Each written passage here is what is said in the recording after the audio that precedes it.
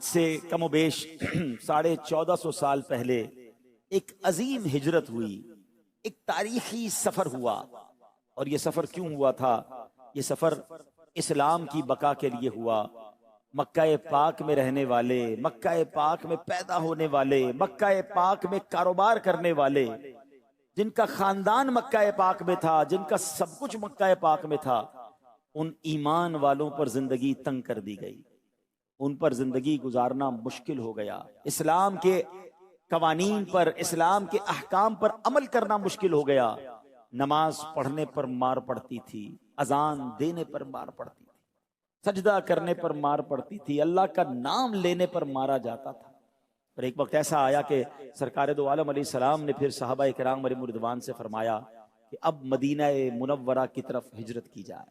سبحان اللہ، اب مدینے کی ہجرت کا سفر بڑا خوبصورت، عشق والا طویل واقعہ ہے، مگر اس میں جو بات سمجھنے والی ہے وہ یہ ہے کہ یہ سفر ہوا اللہ کی رضا کے لیے۔ جو یہ مہاجرین صحابہ تھے نا، یہ سارے غریب نہیں تھے، ان میں کئی تو بہت بڑے مالدار لوگ تھے، ان کا بزنس تھا، کاروبار تھا، گھر بار تھا، مگر سب چھوڑ دیا اللہ کے لیے۔ بندہ کہے میرا کاروبار، میری فیملی، میرے سب چیزوں کا کیا ہوگا؟ سرکار علیہ الصلوۃ والسلام کا حکم آیا اور یہ محسوس ہو رہا تھا کہ اب دین پر عمل کرنا یہاں مشکل ہے، تو مدینے جانا ہے۔ تو یہ مہاجرین صحابہ مکے سے مدینے پہنچے۔ جو مدینے میں صحابہ تھے وہ انصار صحابہ کہلاتے تھے، ٹھیک ہے؟ اچھا، اب انصار تو ویل سیٹل تھے، ان کا گھر تھا، ان کا کاروبار تھا۔ مہاجرین تو ایمٹی ہینڈڈ آئے تھے، خالی ہاتھ آئے تھے۔ مگر تاریخ نے ایسا منظر نہیں دیکھا ہوگا کہ نبی پاک علیہ الصلوۃ والسلام نے ایک رشتہ اخوت قائم کیا۔ انصار صحابہ سے فرمایا کہ جتنے مہاجرین آئے ہیں ہر ایک دوسرے کو اپنا بھائی بنائے، اس کے اپنے گھر میں اسے رکھے، اس کا خیال رکھے۔ سبحان اللہ! اور انصار صحابہ نے کمال کر دیا، اپنے گھر کے دروازے بھی کھولے، اپنے دل کے دروازے بھی کھول دیے۔ ایک ایک صحابی کو ویلکم کیا، اپنے ساتھ ایڈجسٹ کیا، ان کا کھانا پینا رہنا، ان کے تمام اخراجات آپس میں ڈسٹریبیوٹ کر لیے گئے۔ پیارے آقا ایک کے ساتھ ایک کا اخوت کا رشتہ بناتے گئے۔ اب کیا ہوا؟ سرکار دو عالم علیہ الصلوۃ والسلام نے حضرت عبد الرحمن بن عوف رضی اللہ تعالیٰ عنہ، عظیم صحابی، یہ عشرہ مبشرہ میں بھی ہیں اور بہت مالدار صحابی بھی تھے، مکے میں بھی بڑے مالدار تھے، مگر چونکہ بڑا اچانک سے آنا پڑا تھا تو مال و دولت تو نہیں لا سکے تھے۔ تو ان کا جو رشتہ تھا حضرت سعد بن ربیع انصاری رضی اللہ تعالیٰ عنہ کے ساتھ جوڑ دیا گیا۔ اچھا، اب کیا ہوا؟ حضرت سعد نے حضرت عبد الرحمن سے کہا کہ میں انصار میں سب سے زیادہ مالدار ہوں، میرے پاس بہت پیسے ہیں، اور ایسا کرتے ہیں کہ میرا جتنا مال ہے آدھا میں آدھا کر دیتا ہوں، آدھا آپ لے لیں، آدھا میرا ہو گیا۔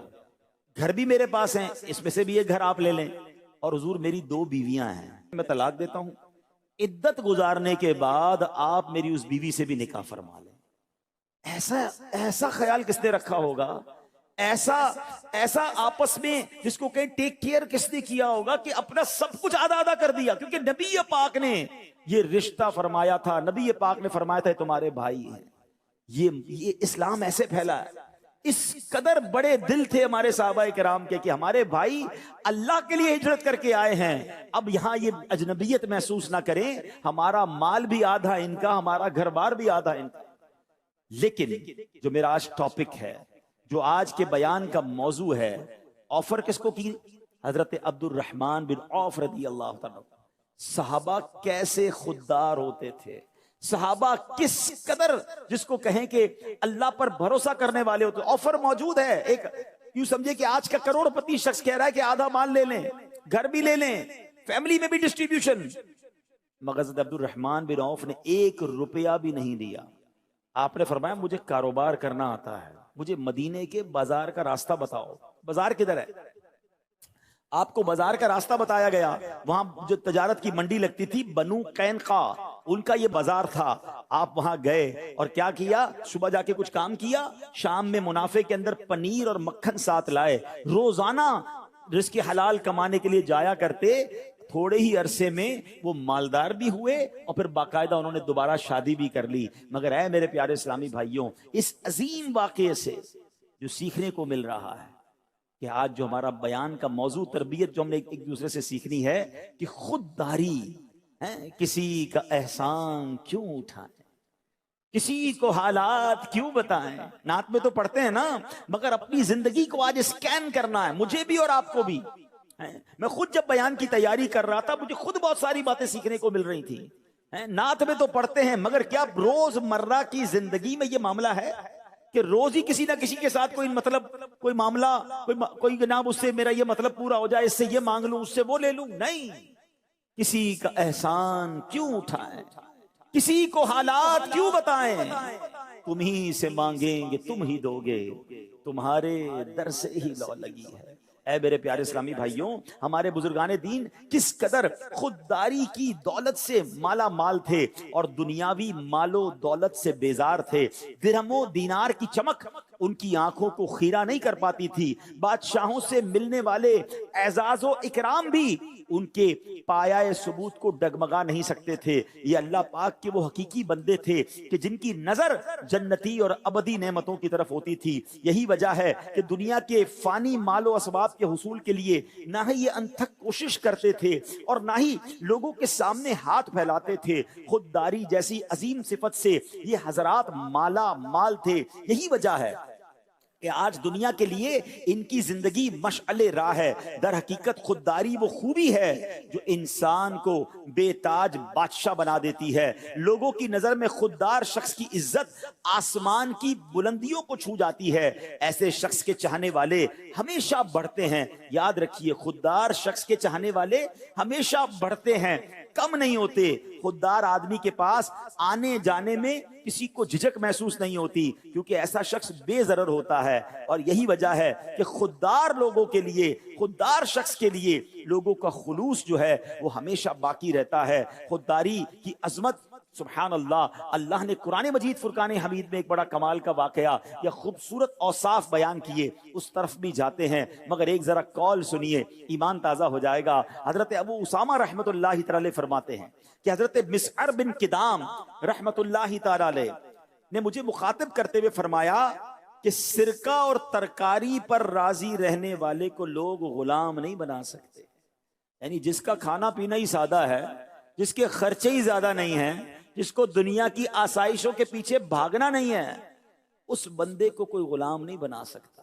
تو خودداری، سبحان اللہ، جو اللہ نے دیا اس پر راضی رہنا، قناعت، یہ نصیب والوں کو ملتا ہے۔ شاعر کہتے ہیں نا، خودکشی شیوا تمہارا وہ غیور و خوددار، تم اخوت سے گریزاں وہ اخوت پہ نثار، تم ہو گفتار سراپا وہ سراپا کردار، تم ترستے ہو کلی کو وہ گلستاں بکنار، اب تلک یاد ہے قوموں کو حکایت ان کی، نقش ہے صفحہ ہستی پہ صداقت ان کی۔ اب آئیے قرآن مجید پارہ 3 سورہ بقرہ اور آیت نمبر ہے 273، اللہ قرآن میں کیا ارشاد فرماتا ہے؟ بسم اللہ الرحمن الرحیم، للفقراء الذین احصروا فی سبیل اللہ لا یستطیعون ضربا فی الارض یحسبهم الجاہل اغنیاء من التعفف تعرفهم بسیماهم لا يسألون الناس الحافا وما تنفقوا من خیر فإن اللہ به علیم۔ آسان ترجمہ قرآن کنز العرفان، اللہ کریم ارشاد فرماتا ہے ان فقیروں کے لیے جو اللہ کے راستے میں روک دیے گئے، وہ زمین میں چل پھر نہیں سکتے، نا واقف انہیں سوال کرنے سے بچنے کی وجہ سے مالدار سمجھتے ہیں، تم انہیں ان کی علامت سے پہچان لوگے، وہ لوگوں سے لپٹ کر سوال نہیں کرتے، اور تم جو خیرات کرو اللہ اسے جانتا ہے۔ اس آیت کے تحت تفسیر قرآن صراط الجنان میں قبلہ مفسر قرآن مفتی قاسم صاحب دامت برکاتہم العالیہ لکھتے ہیں کہ گزشتہ آیات میں صدقہ دینے کی ترغیب دی گئی، یہاں بتایا گیا کہ ان کا بہترین مصرف، یعنی آپ کے صدقہ خیرات کا بہترین مصرف وہ فقراء ہیں جنہوں نے اپنی جانوں کو جہاد اور طاعت الہی کے لیے روک رکھا ہے۔ یہ آیت اہل صفہ کے حق میں نازل ہوئی. ان حضرات کی تعداد 400 کے قریب تھی. یہ ہجرت کر کے مدینہ طیبہ حاضر ہوئے. ان کے پاس نہ مکان تھا، نہ پراپر لباس تھا، نہ کنبہ قبیلہ تھا، نہ ان کی شادیاں ہوئی تھی. یہ تمام وقت اللہ کی عبادت میں صرف کرتے تھے. رات میں قرآن کریم سیکھنا، دن میں جہاد کے کام میں رہنا ان کا شب و روز کا معمول تھا. انہی حضرات کی صف میں وہ مشائخ، علماء، طلباء اور خادمین بھی داخل ہیں کہ جو دینی کاموں میں مشغولیت کی وجہ سے کمانے کی فرصت نہیں پاتے. یہ لوگ اپنی عزت و وقار اور مروت کی وجہ سے لوگوں سے سوال بھی نہیں کر پاتے اور اپنے فقر کو چھپانے کی بھی کوشش کرتے ہیں. لوگ اس وجہ سے سمجھ رہے ہوتے ہیں کہ ان کا تو گزارا بڑا اچھا ہو رہا ہے، یہ سوال تو نہیں کر رہے، مگر یہ خوددار ہوتے ہیں. حقیقت حال اس کے برعکس ہوتی ہے. اگر کچھ غور سے دیکھا جائے تو ان لوگوں کی زندگی کا مشقت سے بھرپور ہونا یہ تو قرائن سے ثابت ہے. ہم نے اصحاب صفہ کی بات کی. اے میرے پیارے اسلامی بھائیوں، وہ واقعہ آپ نے کئی بار سنا ہوگا. اس کا ایک پہلو تو نبی پاک کا معجزہ ہے کہ جب حضرت ابو ہریرہ رضی اللہ تعالیٰ عنہ کہتے ہیں میں بھوک سے بے حال تھا، میرا پیٹ کمر کے ساتھ لگ گیا تھا اور ایسی کیفیت تھی کہ کبھی کبھی تو مجھے غشی آ جاتی، مجھے غنودگی طاری ہو جاتی، اتنی بھوک تھی. مگر اب وہ واقعہ تو ہے کہ نبی پاک کی بارگاہ میں گئے اور پیارے آقا نے دودھ کا پیالہ پیش کیا، 70 صحابہ نے دودھ پیا، حضرت ابو ہریرہ نے دودھ پیا. یہ واقعہ ہم نے کئی بار سنا ہے. مگر اگر اس واقعے کا ایک اور پہلو غور کریں کہ حضرت ابو ہریرہ اتنی بھوک میں ہوتے ہوئے کسی سے سوال نہیں کر رہے تھے. حضرت ابو بکر صدیق گزرے تو کیا کیا؟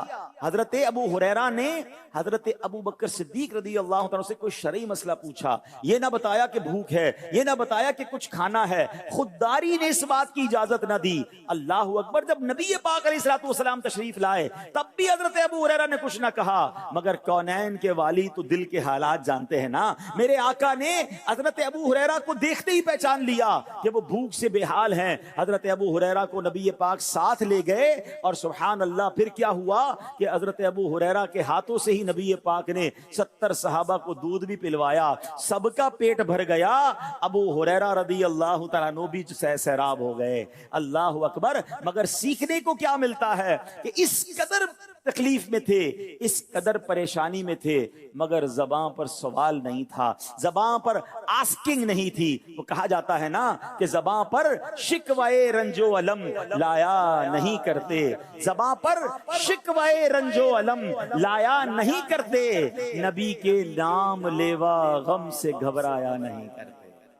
تو آج ہم نے یہ سیکھنا ہے. یقیناً مہنگائی کا دور ہے، یقیناً کافی لوگ ایسے ہوتے ہیں کہ جن کا جناب گزارا مشکل ہوتا ہے، مگر دنیا والوں کے مال کی طرف توجہ، دنیا والوں سے مانگنے کی طرف، دنیا والوں سے جناب کچھ مل جائے اس کی طرف توجہ دینے والا اپنا وقار کھو دیتا ہے، اپنی عزت کھو دیتا ہے، پھر لوگ بھی اس کے قریب نہیں آتے. اگر آج ہم دین کے داعی ہیں، ہم مبلغین ہیں، ہم اساتذہ ہیں، تو ہمیں یہ سوچنا ہوگا کہ ہمارا ہمیشہ کی طرح ایک ہی مقصد ہونا چاہیے کہ میرے تمام معاملات کے لیے میرا رب کافی ہے. میں نے اپنے رب کی بارگاہ میں عرض کرنا ہے. میں نے کسی دنیا دار کے آگے، میں نے کسی مالدار کے آگے پیچھے نہیں گھومنا، نہ اس کی نعمتوں کی طرف نظر رکھنی ہے. قرآن مجید فرقان حمید میں ایک اور جگہ ارشاد ہوا. ارشاد کیا ہوا؟ وَتَزَوَّدُوا فَإِنَّ خَيْرَ الزَّادِ التَّقْوَى. آسان ترجمہ قرآن کنز العرفان. اور زاد راہ ساتھ لے لو، پس سب سے بہتر زاد راہ یقیناً پرہیزگاری ہے. اب اس آیت کے تحت تفسیر قرآن صراط الجنان میں بڑی کمال کی معلومات ہے. بعض یمنی لوگ حج کے لیے بغیر سامان سفر کے جاتے تھے، اچھا، اور اپنے آپ کو متوکل کہتے تھے کہ کوئی سامان نہیں لینا، سفر کریں گے توکل کریں گے، جس کے پاس جا رہے ہیں اللہ کی بارگاہ میں جا رہے ہیں، حج کرنے جا رہے ہیں، وہی عطا فرمائے گا. اب پھر وہاں جا کر بھیک مانگتے اور کبھی غصب اور خیانت بھی کرتے. تو ان کے بارے میں یہ آیت نازل ہوئی اور حکم ہوا کہ سفر کا سامان ساتھ لے کر جاؤ، دوسروں پر بوجھ نہ ڈالو، سوال نہ کرو کہ یہ تمام چیزیں تقوی اور توکل کے خلاف ہیں، اور تقوی بہترین زاد راہ ہے. یہ بھی سمجھا دیا گیا کہ دنیاوی سفر کے لیے سامان سفر ضروری ہے، ایسے ہی سفر آخرت کے لیے پرہیزگاری، تقوی کا سامان لازم ہے. آخرت کا سفر کامیاب کرنا ہے تو تقوی کام آئے گا. اے میرے پیارے اسلامی بھائیوں، پتہ کیا چلا؟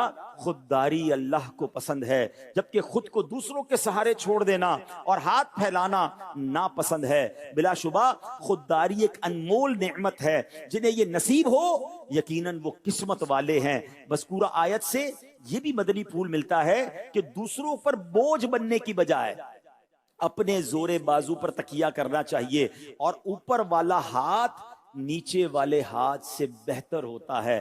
بعض لوگوں میں دوسرے لوگوں سے مانگنے کی ایسی عادت راسخ ہو جاتی ہے، اتنے عادی ہو جاتے ہیں کہ انہیں نیم فقیر بھی کہا جا سکتا ہے. اب مثال دیتا ہوں، ایسی عادت بن گئی ہے کچھ لوگوں کی کہ جب آپ ان کے پاس کے جائیں نا تو اس طرح کی باتیں آپ کو سننے کو ملیں گی. ذرا یہ دیجیے گا، اچھا وہ دیجیے گا، وہ ذرا دیجیے گا مجھے.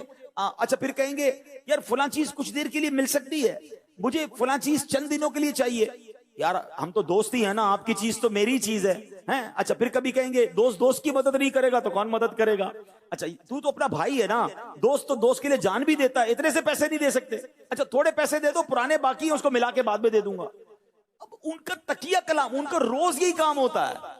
اور پھر ایسے لوگوں سے لوگ دور بھاگتے ہیں، ان کا فون بھی نہیں اٹھاتے. ہاں اگر وہ مثال کے طور پہ استاد بھی ہو نا تو شاگرد پھر دور ہٹنے لگ جاتا ہے، گھر والے فیملی کے لوگ دور ہٹنے لگ جائیں گے، امام ہے تو نمازی دور ہو جائیں گے. آپ دیکھیں خوددار آدمی کی عزت ہوتی. لوگ آپ کو کبھی بھی یہ مثال اس آدمی کی نہیں دیں گے کہ یار اس کو جو تحفہ دیتا ہوں رکھ لیتا ہے، اس میں کیا فضیلت ہے. بلکہ بعض اوقات تو یہ شکایتیں ملتی ہوتی یار یہ بندہ ہر وقت مانگتا رہتا ہے. لیکن فضیلت کے باب میں، عزت کے باب میں آپ ہمیشہ سنیں گے کہ یار فلاں کو اتنا بڑا تحفہ دیا اس نے منع کر دیا. یار یہ حضرت تو کچھ لیتے ہی نہیں ہیں، ان کو پیش کرتے پھر بھی نہیں لیتے. عزت کس میں ہے؟ یہ بات سمجھنی ہے. جس دن آپ کو یہ بات سمجھ آ گئی نا کہ ہم بھلے اللہ رب العالمین کی عطائیں بھلی. امیر اہل سنت کا جملہ بڑا کمال کا ہے، بہت پیاری بات. کہتے ہیں نا بڑوں کی باتیں بھی بڑی ہوتی ہیں. آج میرے اس پورے بیان کو اگر میں کہتے ہیں نا کہ اس دریا کو کوزے میں بند کرنا چاہوں نا، یہ ایک جملے میں آپ کو بیان کرنا چاہوں تو امیر اہل سنت نے اس پورے ٹاپک کو ایک جملے میں بیان کر دیا. آپ فرماتے ہیں دینے والا آہ کر کے دیتا ہے، واہ کر کے نہیں دیتا ہے. بات سمجھ آئی؟ ہم سمجھتے نا یار یہ تحفہ ہی دے رہا ہے، میرا بڑا معتقد ہے جناب، میرا نمازی ہے، میرا اسٹوڈنٹ ہے، اور جب دیکھیں بھائی مجھے کچھ چیزیں لا کے دے رہا ہوتا ہے، میری سودا سلف لا کے دے رہا ہوتا ہے. یاد رکھیے یہ دینے والا آہ کر کے دے رہا ہے، یہ کہیں نہ کہیں آپ کو ذلیل کر سکتا ہے، یہ کہیں نہ کہیں بیان کر دے گا، بیچ چوراہے پہ آ کے دوسروں کو بتائے گا کہ حضرت کو میں یہ دیتا ہوں. واہ کر کے نہیں دیتا. یاد رکھیں. اور آپ نے جب کسی کو کوئی چیز لینے سے منع کیا کہ نہیں مجھے نہیں چاہیے، آپ دیکھیں اس سے آپ کی عزت بڑھے گی. وہ جو نارمل تحفے ہیں جو جس کی شریعت نے اجازت دی ہے، جس سے محبت بڑھتی ہے، جو بہت کم قیمت کے ہوتے ہیں، تسبیح ہو گئی، قلم ہو گیا، وہ الگ بات ہے. لیکن آپ میری بات سمجھیے کہ دوسروں پر نظر، دوسرے میری ہیلپ کریں، مجھے کوئی اور کھلائے، مجھے کوئی اور رقم دے، میرے ساتھ کوئی اور بھلائی کرے اور ہر وقت کرتا رہے، یہ کرنے والا اپنی عزت برباد کر دیتا ہے. زمانے میں عزت کے ساتھ جینا ہے تو بزرگوں کے ان واقعات پر غور کریں کہ کیسے ہمارے بزرگان دین جو ہیں، اللہ اکبر. اور پھر سبحان اللہ قرآن و حدیث کے ذریعے دیکھیں نا. اب حدیث پاک سناتا ہوں، ذرا سنیے گا. حضرت ابو امامہ رضی اللہ تعالیٰ عنہ فرماتے ہیں کہ نبی پاک علیہ الصلوۃ والسلام چند صحابہ کے ساتھ تشریف فرما تھے. آپ نے ہاتھ بلند کر کے 3 مرتبہ فرمایا کون میرے ہاتھ پر بیعت کرے گا، کون میرے ہاتھ پر بیعت کرے گا. 3 مرتبہ فرمایا. سوائے حضرت ثوبان کے کوئی بھی کھڑا نہیں ہوا. تو انہوں نے کھڑے ہو کے عرض کی کہ حضور میرے ماں باپ آپ پر قربان، میں نے ایک دفعہ آپ کے ہاتھ پر بیعت کی، پھر دوبارہ بیعت کی، یا رسول اللہ میں کس چیز پر آپ کی بیعت کروں؟ نبی پاک علیہ السلام نے ارشاد فرمایا اس بات پر کہ تم لوگوں سے کسی چیز کا سوال نہیں کرو گے، لوگوں سے کبھی کوئی سوال نہیں کرو گے، ان سے نہیں مانگو گے. نبی پاک نے فرمایا ایسا کرو گے تو تمہارے لیے جنت ہے. حضرت ثوبان نے عرض کی یا رسول اللہ علیہ الصلوۃ والسلام اگر میں آپ کے ہاتھ پر بیعت کروں اور لوگوں سے سوال نہ کروں تو کیا میرے لیے جنت ہوگی؟ ارشاد فرمایا ہاں انشاءاللہ عز وجل. حضرت ثوبان رضی اللہ تعالیٰ نے عرض کیا اس ذات کی قسم جس نے آپ صلی اللہ تعالیٰ علیہ وسلم کو حق کے ساتھ نبی بنا کر بھیجا ہے، میں اپنی زندگی میں کبھی بھی لوگوں سے سوال نہیں کروں گا. جنت کی بشارت دی ہے نبی پاک نے جو لوگوں سے سوال نہ کرے. ایک اور حدیث پاک سنیں، سرکار دو عالم صلی اللہ تعالی علیہ وسلم کیا فرماتے ہیں؟ حضرت حکیم بن حزام فرماتے ہیں میں نے اللہ کے رسول علیہ الصلوۃ والسلام سے کچھ مانگا، آپ نے دے دیا، پھر مانگا، پھر نبی پاک نے عطا فرمایا۔ اچھا پھر نبی پاک نے فرمایا اے حکیم یہ مال خوش نما ذائقہ ہے، جو اسے دلی بے پرواہی سے لے گا اسے اس مال میں برکت دی جائے گی، اور جو اسے نفسانی طمع سے لے گا اس کے لیے برکت نہ ہوگی، وہ اس کی طرح ہوگا جو کھائے اور سیر نہ ہو، اوپر والا ہاتھ نیچے والے ہاتھ سے بہتر ہے۔ حضرت سیدنا حکیم نے عرض کی یا رسول اللہ علیہ الصلوۃ والسلام اس کی قسم جس نے آپ کو حق کے ساتھ بھیجا، حضور میں آپ کے سوا کسی سے کچھ نہ مانگوں گا یہاں تک کہ دنیا چھوڑ دوں۔ حکیم الامت مفتی احمد یار خان نعیمی رحمت اللہ تعالی علیہ اس حدیث پاک کے تحت کیا سمجھاتے ہیں ہمیں، سنیے۔ آپ فرماتے ہیں زمانہ جاہلیت میں لوگ مانگنے کو عیب نہیں سمجھتے تھے، بلا ضرورت بھی دستے سوال دراز کر دیتے تھے۔ نو مسلم اسی عادت کے مطابق اولاً مانگتے تھے، نبی کریم علیہ الصلوۃ والسلام اکثر انہیں دے کر پھر سوال سے منع کرتے تھے۔ اے میرے پیارے اسلامی بھائیو یاد رکھیے جو صبر و قناعت کے ساتھ مال لے اس طرح کے ناجائز کی طرف نظر نہ اٹھائے اور جائز مال کی بھی ہوس نہ ہو، تو اگرچہ اس کے پاس مال تھوڑا ہوگا اس میں برکت ہوگی، کیونکہ اس میں اللہ پاک اور اس کے پیارے حبیب علیہ الصلوۃ والسلام کی رضا شامل ہوگی۔ خیال رہے کہ مال کی زیادتی اور ہے اور برکت اور ہے، یہ بڑا پرابلم ہے۔ آج لوگ کہتے ہیں جس کے پاس گاڑیاں ہیں، بنگلہ ہے، بہت پیسے، اس کو بڑی برکت ہے۔ نہیں، مال کی زیادتی اور ہے، مال میں برکت اور ہے۔ مال کی زیادتی کبھی ہلاک کر دیتی ہے، مگر برکت مال میں جو ہوتی ہے وہ دین و دنیا میں رحمت کا باعث ہوتی ہے۔ برکت والا تھوڑا پانی بھی پیاس بجھا دیتا ہے اور بہت سا پانی بعض اوقات ڈبو دیتا ہے۔ تو کوانٹٹی میں برکت نہیں ہے، یہ جملہ یاد کر لیں، کوالٹی میں برکت ہے، تعداد میں برکت نہیں ہے، معیار میں برکت ہے۔ تھوڑا بھی ہو اور برکت والا ہو تو وہ بعض اوقات بہت سارے سے زیادہ ہوتا ہے۔ تو مانگ کر کسی اور سے جناب مال لے کر یا ہوس کے ساتھ مال کما کر بھی ہم برکت حاصل نہیں کر پاتے۔ اے میرے پیارے اسلامی بھائیوں، اب بڑی پیاری بات مفتی صاحب نے فرمایا اوپر والا ہاتھ سے مراد دینے والا ہے اور نیچے والے ہاتھ سے مراد مانگ لینے والا ہاتھ ہے، مانگ کر لینے والا ہاتھ ہے۔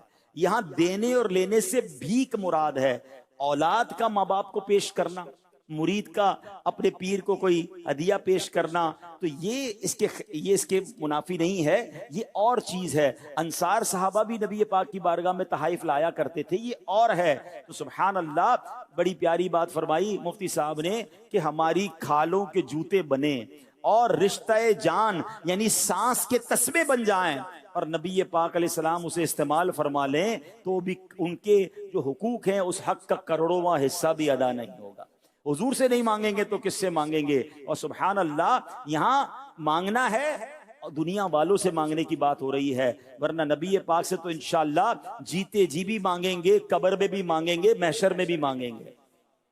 ہے ساری دنیا شفاعت کی خیرات سرکار سے مانگے گی نا، تو یہاں یہ مراد نہیں ہے دنیا والوں کے سامنے سوال کرنا، یہاں اس سے یہ مراد ہے۔ اب میرے پیارے اسلامی بھائیوں، اب بزرگان دین کے کچھ واقعات سنتے ہیں اور مزید ایمان کو تازہ کرتے ہیں۔ حضرت احمد بن محمد بن بزار رحمت اللہ تعالی فرماتے ہیں ایک مرتبہ عاشورے کی رات تھی کہ میں ایک مسافر خانے میں داخل ہوا، وہاں ایک درویش جو کی روٹی نمک کے ساتھ کھا رہا تھا، تو میں نے ان کی حالت دیکھی، مجھے بڑا عجیب لگا، تو میں ان کے پاس گیا اور پہلے لوگوں سے پوچھا کون ہے، تو بتایا ان کا تو علم تصوف میں بڑا مقام ہے، یہ تو بہت بڑے عالم ہیں، بہت سارے زاہدین سے بڑھ کر ہیں۔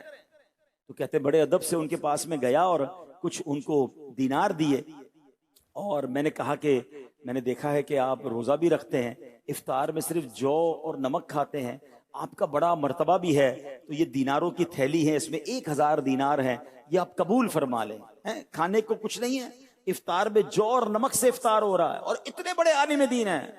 اس درویش نے کہتے ہیں بڑی جو ہے وہ غضبناک نظروں سے مجھے دیکھا اور کہا کہ اپنے دینار واپس لے جاؤ، بے شک یہ تو اس کی جزا ہے جس نے اپنا راز لوگوں پر ظاہر کر دیا۔ کیا میں اس لیے تم سے پیسے لوں کہ میں روزے رکھ رہا ہوں اور میں افطار میں سادہ کھانے کھا رہا ہوں؟ مجھے تمہاری کسی مدد کی ضرورت نہیں ہے۔ ایسے افراد ہوا کرتے، مسلمانوں کے پہلے خلیفہ حضرت صدیق اکبر رضی اللہ عنہ کی خودداری دیکھیے. آپ کے بارے میں آتا ہے کہ آپ کے ہاتھ سے جب آپ اونٹ پر بیٹھے ہوں اور اونٹ کی نکیل گر جاتی نا تو اونٹ کو اشارہ کر کے بٹھاتے اور پھر اپنے ہاتھوں سے وہ نکیل اٹھاتے.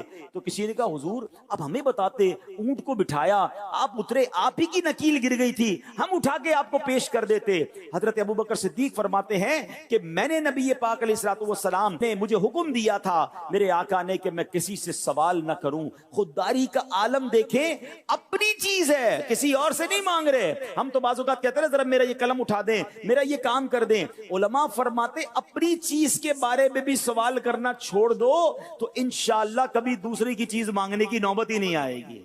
یہ خودداری کی پریکٹس ہے نا کہ پہلے کیا ہوتا ہے, انسان کہتا ہے ذرا میرا بیگ اٹھا لیں, میرا یہ کام کر دیں, میرا. اب دوسروں سے کام کروانے کی, یہ چیزیں لینے کی عادت پڑ گئی. تو اب وقت آئے گا کہ آپ ان کی چیزوں پر بھی نظر رکھیں گے. اب زندگی میں اگر ذہن ہی یہ بنا لیں کہ میں نے اب کسی سے کوئی سوال ہی نہیں کرنا, میں نے کسی کو کوئی کام اپنا بتانا ہی نہیں ہے, تو انشاءاللہ یہ سوال کی عادت نکل جائے گی. اللہ اکبر. ایک مرتبہ حاتم طائی, اب ذرا سنیے, جو سخاوت میں بڑا مشہور ہے نا, اس نے ایک بار بڑے زبردست دعوت کی. اس سے کسی نے پوچھا تم نے اپنے سے زیادہ کسی بلند ہمت آدمی کو دیکھا ہے؟ تم اتنے پیسے خرچ کرتے ہو, لوگوں کو بانٹتے ہو, تم سے زیادہ بلند ہمت کون ہے؟ کہتا ہے ہاں میں اپنا واقعہ سناتا ہوں. میں نے ایک بار عرب کے بڑے امیروں کی دعوت کی, 40 اونٹ قربان کیے ہیں. اچانک دعوت تیاری ہو رہی تھی تو میں ذرا جنگل کی طرف گیا تو دیکھا ایک لکڑہارا جو ہے وہ لکڑیاں کاٹ رہا تھا. تو میں نے اس لکڑہارے سے کہا آج حاتم طائی نے دعوت کی ہے, تم نہیں گئے اس کی دعوت میں؟ خود حاتم طائی اس لکڑہارے سے پوچھ رہا ہے جو لکڑیاں جنگل میں کاٹ رہا ہے. قریبی دعوت ہو رہی ہے, 40 اونٹ پک رہے ہیں, دیگیں چڑھی ہوئی ہیں. ادھر تو جس کو دعوت نہ وہ پہنچ جاتا ہے, دعوت میں نہ بلائیں تو موڈ آف ہو جاتا ہے کہ یار سب کو بلایا ہمیں نہیں بلایا. یعنی دوسروں کی دعوت پر نظر ہے, دوسروں کی شادی پر نظر ہے, دوسروں کی تقریبات پر ہماری کیوں نظر ہے کہ وہ اس نے ہمیں کیوں نہیں بلایا, اتنا بڑا پروگرام کیا ہمیں نہیں بلایا. نہیں میرے پیارے اسلامی بھائیو سنیے, وہ لکڑہارے سے خود حاتم طائی پوچھتا ہے تم حاتم طائی کی دعوت میں نہیں گئے؟ اتنی بڑی دعوت ہے. تو اس نے کہا جو شخص اپنی محنت سے روٹی کھاتا ہے وہ حاتم طائی کا احسان نہیں اٹھاتا. کیا کمال کا جملہ ہے. حاتم طائی کو ہی جواب دے رہا ہے کہ جو بندہ اپنی محنت سے روٹی کماتا ہے وہ حاتم طائی کا احسان نہیں اٹھاتا. خود حاتم طائی کہتا ہے اپنے سے بڑھ کر اگر میں نے کسی ہمت والے کو دیکھا ہے تو وہ لکڑہارے کو دیکھا. ایسی خودداری, ایسا جذبہ, اور ایسا جذبہ ہمارے بزرگان دین میں تھا, ہمارے صحابہ میں تھا, ہمارے اولیاء میں تھا. آج جن کا ہم نام لیتے ہیں, جن کی عزت کرتے ہیں, اگر پڑھیں ان کی سیرت میں تو ان کی نظر دنیا والوں پر نہیں اللہ کی طرف ہوتی, اللہ کی عطا پر ہوتی. قناعت تھا, توکل تھا, اور پھر اللہ ان کی غیب سے مدد بھی فرماتا. وہ تھوڑے پر راضی رہتے تھے اور ان کا مطمع نظر کیا تھا کہ ہمیں آخرت کی ابدی نعمتیں حاصل کرنا ہے. اے میرے پیارے اسلامی بھائیوں, ایک بڑی کمال کی دعا, سرکار دو عالم علیہ السلام کی دعا ہم میں سے کئیوں کو یاد ہوگی. کیا پیاری دعا ہے. نبی پاک فرمایا کرتے اللہم انی اسألک الہدی والتقی والعفاف والغنی. کیا ترجمہ ہے اس کا؟ اے اللہ میں تجھ سے ہدایت, پرہیزگاری, پاک دامنی اور غنا کا سوال کرتا ہوں. What is the meaning of غنا؟ کیا ہے اس میں؟ امام ابو زکریا یحییٰ بن شرف الدین نووی رحمت اللہ تعالی علیہ فرماتے ہیں کہ حدیث میں الغنا سے مراد بے نیاز ہونا ہے, لوگوں سے بے پرواہی برتنے کے ساتھ ساتھ جو کچھ ان کے پاس ہے اس سے بھی بے پرواہ ہونا ہے. اب ہمارا حال یہ ہے, کسی کے اچھے کپڑے دیکھ لیے, ہم کہیں یار میرے پاس تو نہیں ہے. کسی کی اچھی گھڑی دیکھ لی, ارے میرے پاس تو نہیں ہے. اچھا اس کے پاس موبائل ہے, میرے پاس تو ایسا موبائل نہیں ہے. اچھی موٹر سائیکل دیکھی, پھر پریشان ہو گئے. کسی نے گھر بلا لیا, اس کا گھر دیکھا, پھر پریشان. اچھا ایسا گھر, اتنا بڑا گھر, اتنی گاڑیاں, گھر میں ایئر کنڈیشن لگا ہوا. ہم دنیا والوں کی نعمتیں دیکھتے ہیں اور خود آ کر پریشان ہو جاتے ہیں, ڈی مورلائز ہو جاتے ہیں. نہیں میرے پیارے اسلامی بھائیوں, ایسے زندگی نہیں گزرنی. اگر آپ اپنے سے زیادہ نعمتوں والوں کو دیکھ کر پریشان ہوتے رہیں گے تو ہر شیر کا سوا شیر موجود ہے. کہاں تک جائے گا یہ معاملہ؟ ہمارے پاس جو ہے ہم اس پر بھی خوش نہیں ہو رہے. میں آپ کو ایک فرضی, ایک سمجھے سچویشن سمجھاتا ہوں, بہت ساروں کی انشاءاللہ امید ہے تسلی ہو جائے گی. اب مثال کے طور پہ ایک شخص تھا, چلیں ایک قاری صاحب کو مثال کے طور پہ پیش کرتے ہیں. ایک قاری صاحب تھے, وہ روزانہ مدرسے پیدل جاتے تھے.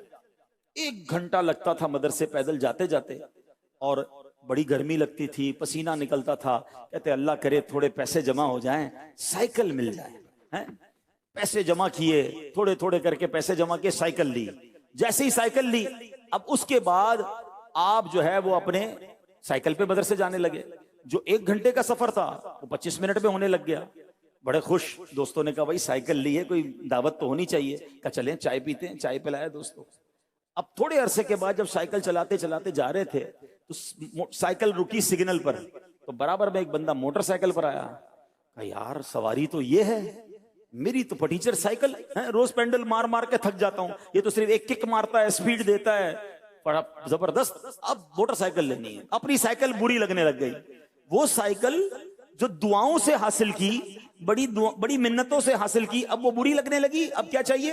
Motor cycle. اب کمیٹی ڈالی، تھوڑے تھوڑے پیسے جمع کیے، کچھ ادھار بھی لیے، گھر کی کوئی چیز بھی بیچی، اور آخر کار موٹر سائیکل لے لی. جیسے ہی موٹر سائیکل لی بہت خوش، بچوں کو بھی بٹھایا، گھمانا پھرانا شروع. دوستوں نے کہا بھائی موٹر سائیکل مل گئی، مٹھائی تو کھلاؤ. ہاں ہاں مٹھائی بھی کھلاؤں گا. روز موٹر سائیکل پہ جا رہے ہیں آ رہے ہیں، بہت مزے. تھوڑے دنوں بعد بارش پڑ رہی تھی، موٹر سائیکل رکی جناب سگنل پر، برابر میں آ کے رکی ایک گاڑی. کہا یار یہ کیسی سواری ہے، روز کپڑے گندے ہو رہے ہیں، بارش میں بھیگتا ہوا جا رہا ہوں، یہ دیکھو گاڑی والے کتنے مزے میں ہیں، اصل سواری تو گاڑی ہے. جیسے ہی یہ دیکھا موٹر سائیکل بری لگنے لگ گئی. حالانکہ اپنی موٹر سائیکل جو دعاؤں سے لی، پیسے جمع کر کر کے لی، اب لینی ہے گاڑی. اب بیوی سے بھائی لڑائی ہو رہی ہے، ماں باپ سے ریکویسٹ ہو رہی ہے، زیور بیچے جا رہے ہیں، قرضہ لیا جا رہا ہے، کسی طرح ایک چھوٹی موٹی گاڑی لے لی. اب جب گاڑی لی پھر تو پورے محلے میں شور مچ گیا، قاری صاحب نے گاڑی لے لی. اچھا جناب گاڑی لے لی. اب گاڑی بیچارے کے پاس تھوڑے پیسے تھے، ایف ایکس لی ہوگی، مہران لی ہوگی. وہ گاڑی میں جب نکلا تو پورے محلے نے بھائی خوشیاں منائی، وہ بھی بڑے خوش، دعوت بھی کی. تھوڑے عرصے تک تو بہت مزہ آیا. اب جب مہران سگنل پر رکی تو برابر میں آ کے جو نا ٹویوٹا کرولا آ کے رکی، ایئر کنڈیشن والی ہے. وہ کہتا ہے میں تو شیشے ہینڈل سے بند کرتا ہوں، یہ تو بٹن دبا کر شیشہ اوپر کر رہا ہے. میں گرمی میں جا رہا ہوں، یہ اے سی میں جا رہا ہے. یہ بیکار گاڑی ہے، گاڑی تو وہ ہونی چاہیے. کچھ سمجھ آ رہا ہے واٹ آئی وانٹ ٹو سے؟ دوسروں کی نعمت دیکھ کر اپنی نعمت بری لگنے لگی. مجھے بتاؤ خوشی کب بناؤ گے؟ جو اللہ نے آپ کو دیا اس پر انجوائے کب کرو گے؟ نہ گھر اچھا لگ رہا ہے، نہ فرنیچر اچھا لگ رہا ہے، نہ سواری اچھی لگ رہی ہے، نہ بچے اچھے لگ رہے ہیں. ہر چیز بری لگ رہی ہے کیونکہ دوسروں کی دیکھ کر آ گیا ہوں. اب میں آپ کو زندگی آسان کرنے کا، آپ اگر ٹویوٹا کرولا لے لیں گے نا، تھوڑے دنوں بعد لینڈ کروزر کھڑی ہوگی برابر میں. لینڈ کروزر لوگے تو آج پاکستان میں ایسے بھی لوگ ہیں جن کے پاس اپنے جہاز ہیں. کدھر تک بھاگو گے؟ کون سی ریس میں پڑ گئے؟ یہ ریس ہی غلط ہے. ہاں ریس میں بتاتا ہوں کون سی کرنی ہے. بزرگان دین فرماتے ہیں اگر زندگی پرسکون گزارنی ہے، بلکہ ایک حدیث کا خلاصہ بھی یہ ہے کہ نعمتوں میں اپنے سے پیچھے والوں کو دیکھو اور نیکیوں میں اپنے سے آگے والے کو دیکھو. یار کبھی لینڈ کروزر قریب سے گزری تو دل بیٹھ گیا میرے پاس کیوں نہیں ہے؟ تہجد گزرا تو دل میں خیال کیوں نہیں آیا کہ یار یہ روز تہجد پڑھتا ہے، میں نہیں پڑھتا.